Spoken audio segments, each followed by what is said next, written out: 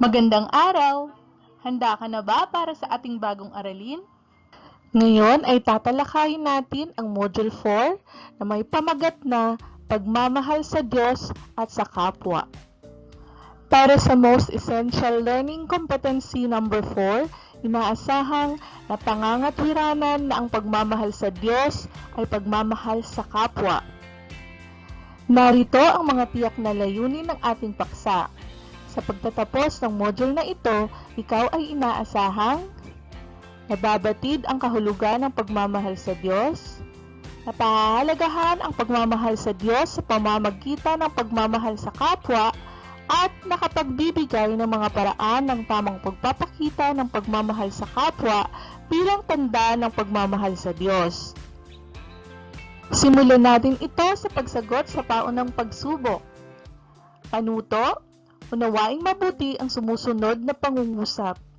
Isulat sa papel ang fact kung ito ay nagsasaad ng pagmamahal sa Diyos at bluff naman kung hindi.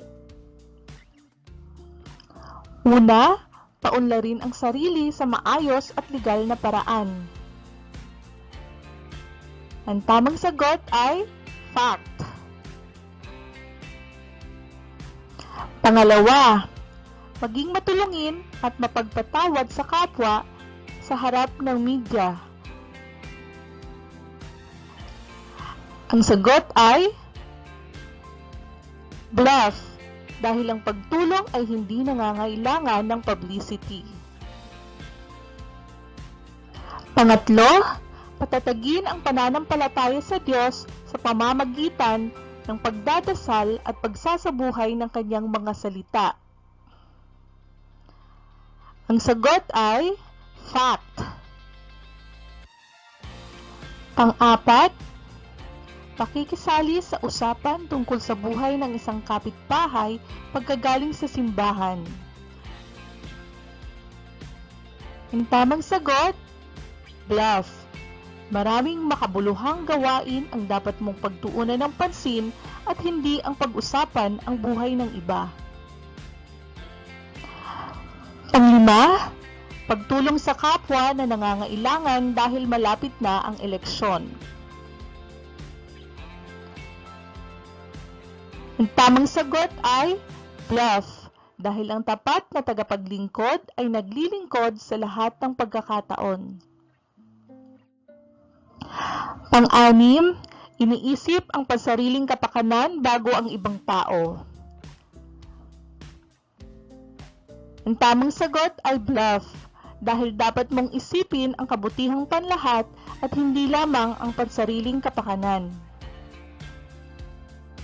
Pampito, mahalin ang kapwa lalo na kung may makukuhang kapalit. Ang tamang sagot ay bluff, dahil ang taus-pusong pagtulong ay hindi dapat naghihintay ng kapalit. Pangwalo, handang magtiis para sa kabutihan ng nakararami. Ang tamang sagot, fact. Pangsyam, pagsunod sa utos ng Diyos. Ang tamang sagot, fact. Panghuli, pagmamahal sa kapwa katulad ng pagmamahal sa sarili. Ang tamang sagot ay fact. Kamusta ang iyong score? Hangad ko na marami kang nakuhang tamang sagot. Pero kung hindi, huwag kang malungkot dahil pag-aaralan pa naman natin ang araling ito. Sa nakaraang aralin ay nabatid mo ang kahalagahan ng pagmamahal sa Diyos at natukoy ang mga pagkakataong nakatulong ang pagmamahal sa Diyos sa konkretong pangyayari sa buhay. Isipin mo na ang bituin ay ang iyong sarili. Kailangan mong kuminang upang ikaw ay maging magandang bituin na karapat-dapat tularan ng iyong kapwa, lalo na ng iyong mga kasama sa bahay. Paliwanagin mo ito sa pamamagitan ng pag-alaala sa 5 pangyayari sa iyong buhay kung saan ay naipamalas mo ang pagmamahal sa Diyos.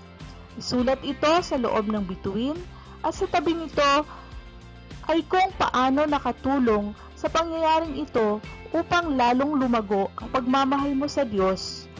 Kulayan ito pagkatapos mong sagutan.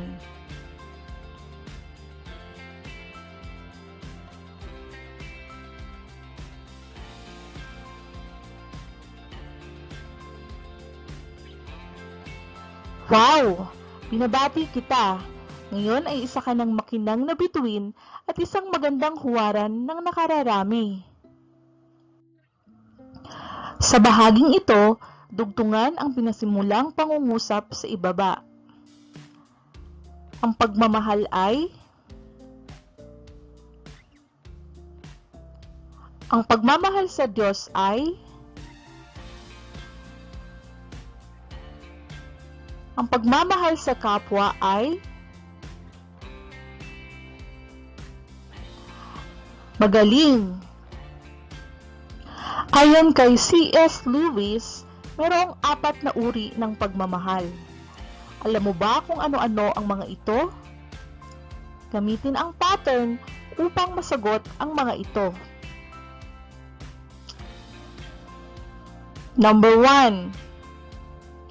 Kung ang katumbas ng number 1 ay letter A, ang 2 ay E, ang 3 ay C, ang 4 ay F, ang 5 ay letter I, ang 6 ay N, ang 7 ay O, at ang 8 ay letter T, anong salita ang mabubuo mo sa mga numerong 1, 4, 4, 2, 3, 8, 5, 7, 6.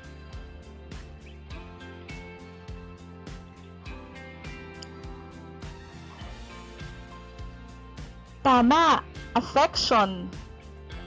Ito ay ang pagmamahal bilang magkakapatid, lalo na sa mga magkakapamilya o maaaring sa mga taong nagkakilala at naging malapit o palagay na ang loob sa isa't isa. Pangalawa, kung ang katumbas ng number 1 ay letter E, ang 2 ay letter O, ang 3 ay letter R, ang 4 ay letter S, anong salita ang mabubuo gamit ang mga numbers 1, 3, 2, 4? Magaling! Ang tamang sagot ay eros, na ang ibig sabihin ay pagmamahal batay sa pagnanais lamang ng isang tao, kung ano ang makapagdudulot ng kasiyahan sa kanyang sarili. Halimbawa, mahal mo siya dahil maganda siya. Ito ay tumutukoy sa pisikal na nais ng isang tao. Pangatlo, kung ang katumbas ng number 1 ay letter A, ang 2 ay letter I, ang 3 ay letter H, ang 4 ay letter L, at ang 5 ay letter P, anong salita ang mabubuo gamit ang mga numbers 5, 3, 2, 4, 2, 1? Magaling! Philia. Ang ibig sabihin ay pagmamahal ng mga magkakaibigan. Mayroon silang iisang tunguhin o nilalayon na kung saan sila ay magkakaugnay. Pang-4, kung ang katumbas ng number 1 ay letter A, ang 2 ay letter E, ang 3 ay letter G, at ang 4 ay letter P, anong salita ang mabubuo gamit ang mga numbers 1, 3, 1, 4, 2? Good job! Ang tamang sagot ay agape, ang pinakamataas na uri ng pagmamahal. Ito ay ang pagmamahal na walang hinihintay na kapalit. Patunay dito ay ang pagmamahal ng Diyos sa tao sa kabila ng mga pagkukulang at patuloy na pagkakasala ng tao dahil ang tao ay mahalaga sa Kanya. Sa 4 na uri ng pagmamahal ayon kay Lewis, alin sa tingin mo ang pinakamahalaga at bakit?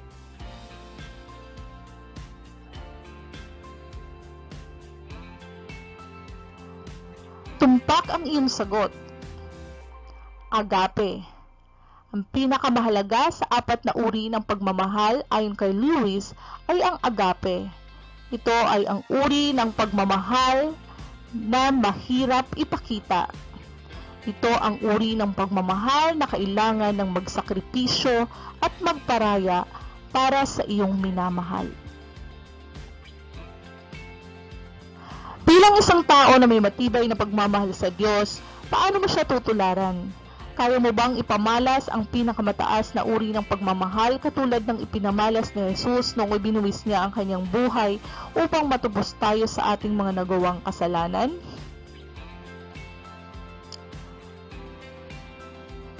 Magaling! Maaari mo itong ipakita sa simpleng paraan tulad ng pagbabahagi ng iyong kakayahan o kaalaman o ng kahit ano na kaya mong ibahagi sa mga nangangailangan ng bukal sa iyong kalooban. Para naman sa ating paglalahat, sumulat ng isang pangungusap gamit ang 3 salita sa kaliwa upang mabuo ang konsepto ng araling ito.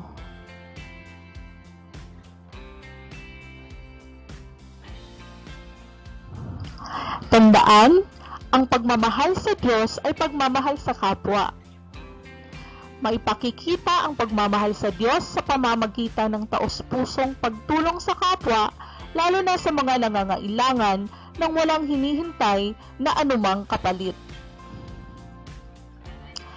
Ngayon na malinaw na sa iyo na ang pagmamahal sa Diyos ay maipapakita sa pamamagitan ng pagmamahal sa kapwa, ano ang maaari mong gawin upang maipakita ang pagmamahal sa kapwa bilang tanda ng pagmamahal sa Diyos, lalo na sa panahon ng pandemya kahit hindi ka maaaring lumabas? Isulat ang iyong mga sagot sa chart.